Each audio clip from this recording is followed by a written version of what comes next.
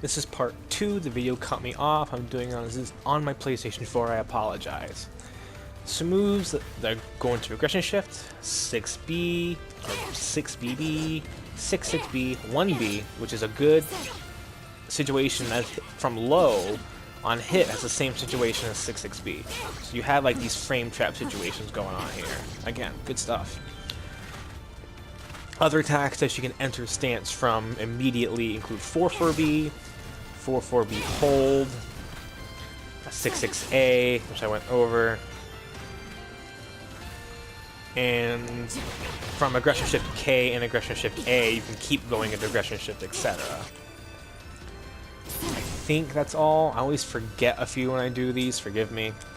But those are her stances to aggression shift, or transitions into aggression shift.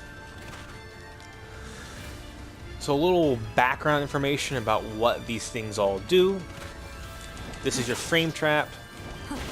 This is, or I'm sorry, that was your containment. That's your, the punches are your frame trap.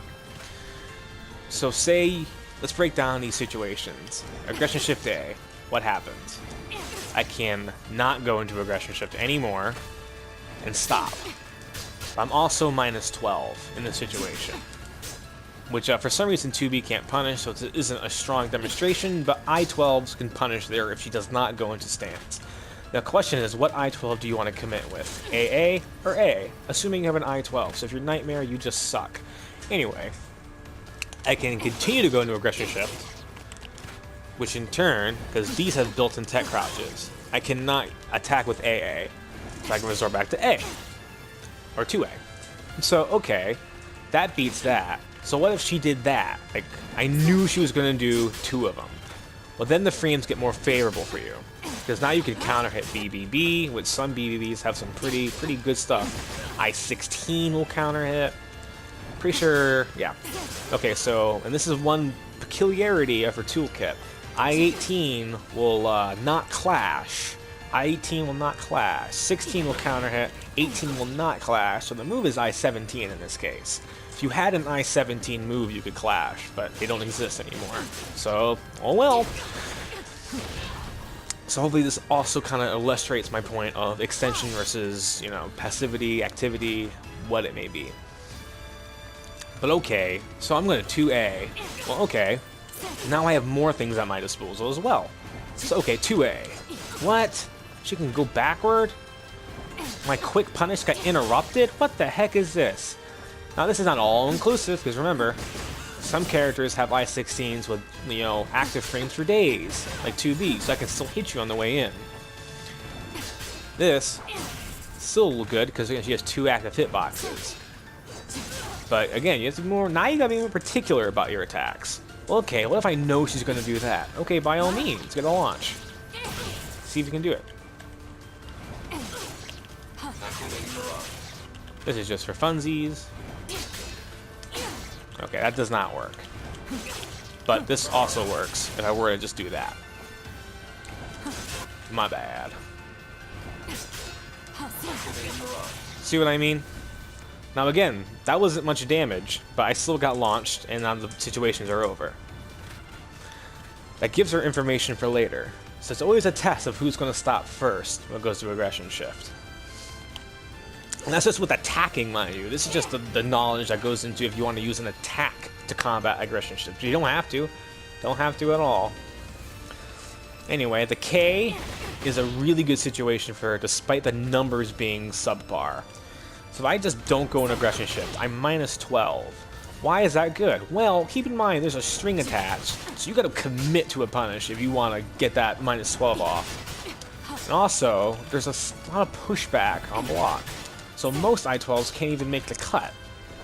So this is a very awkward spacing for your opponent if they want to try to punish. But it is linear. You do have that at your disposal. Aggression shift isn't very strong against movement, with the exception of A and the throw. So moving isn't an awful idea versus the stance. Makes sense? Good. And so with the K, you can also just extend the string, but be careful, because that's a high. So you can just you know, duck and get your punish. You can also step, I believe.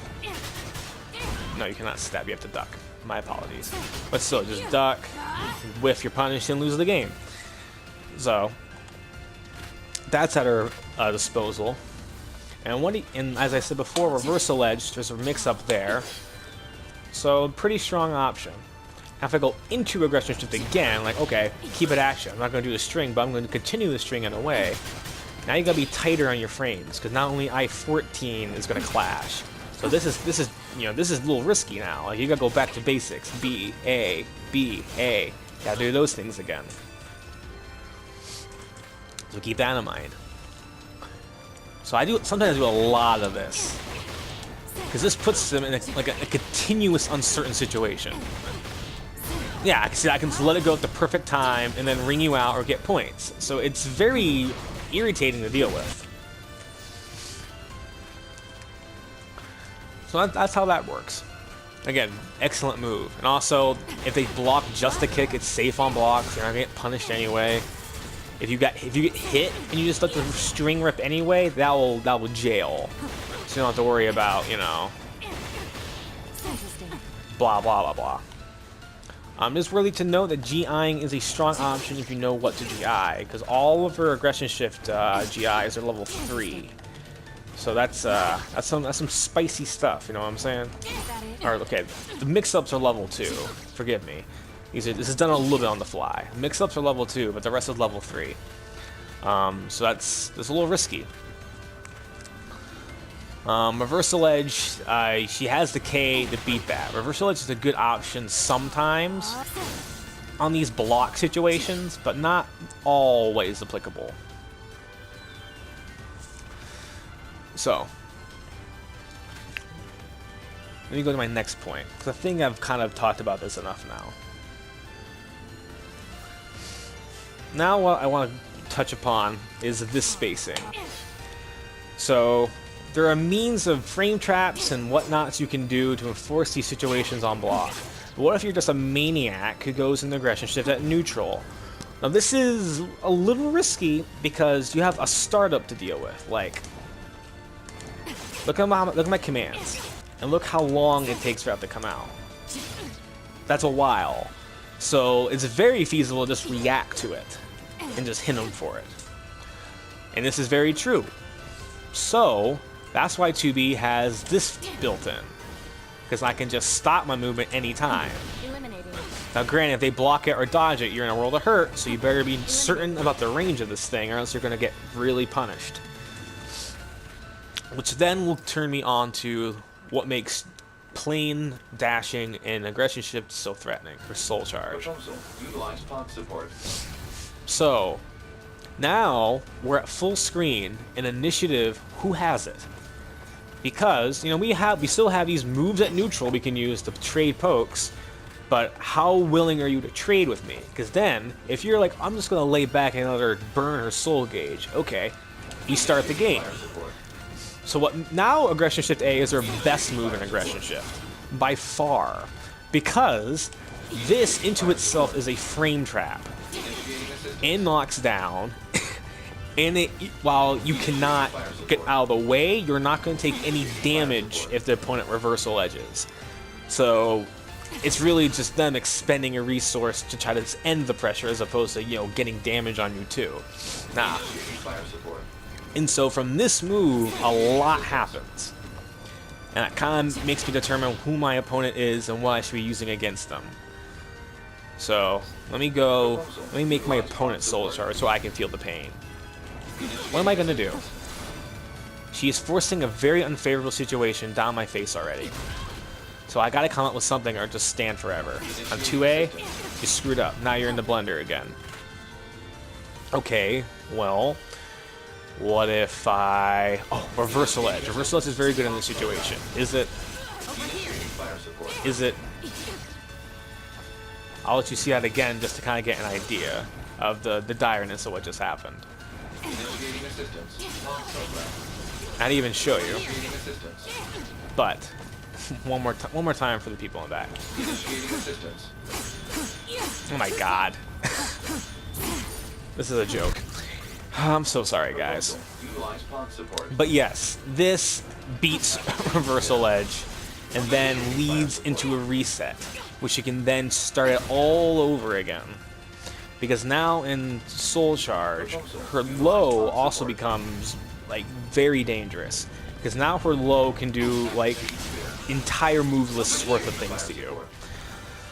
Seriously, I'm not kidding. If you get hit by this low, which by using this low in Soul Charge just really isn't worth it anymore. Because now you have, as opposed to like a, oh my god, I'm going to die low, to oh my god, I'm still going to beat you up low.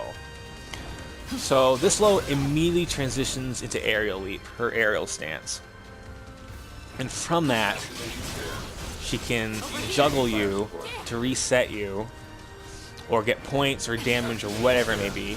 She can also go all in and put everything she has into this punish.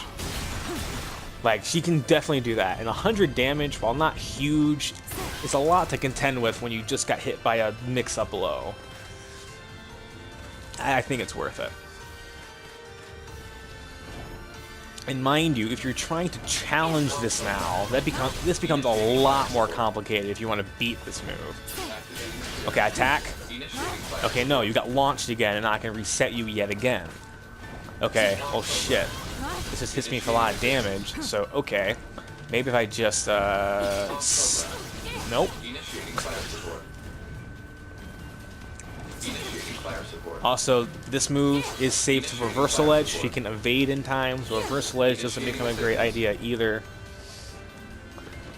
But you can also just step and then get a punish that way. But if you commit too early like you did, you're going to get hit by the pod beams for whatever reason. Why? I don't know, but it does. So that pod will retract you if you attack. So that kind of builds a little safeguard in if you jump the gun too early. Is it right? Not really. It's kind of stupid, actually. But she has that tool, so you better respect it. And then again, now the activity versus passivity argument comes up. Because then, if you block it, oh, you're just going to stand still? Okay, let's do it again. You know? Which I'm even demonstrating on that one. But as you see, and not to mention, if you're just blocking these all day, this gives me so much free reign to do whatever I want. Like, she can get away with stuff like that, which I think is ridiculous. Like, okay, oh, block that frame trap. I'm back in the frame trap, you know? And then anytime she can just end the stance if you're trying to overextend with Reversal Edge and launch you. Aside from that, in Soul Charge, her stance effects don't change that much. Like, the exception of like the B, you get better follow-ups now because you're in Soul Charge. So for example, I can carry you this far, and then that's a ring out combo if you're like from like this range, which is a good thing to have. So she is more dangerous, but those are like the effects to her moves. Low's now a guard crush. She has a frame trap from Slight, and she has this super duper I'm gonna kill you all the time frame trap. And I think that's all I'm gonna say about it now. I just realized there's a lot of content to cover, so hopefully this gave you an interview, or at least how my brain works when I'm using these stances and trying to force situations. So thank you for watching. See you on the battlefield. We are Yorha.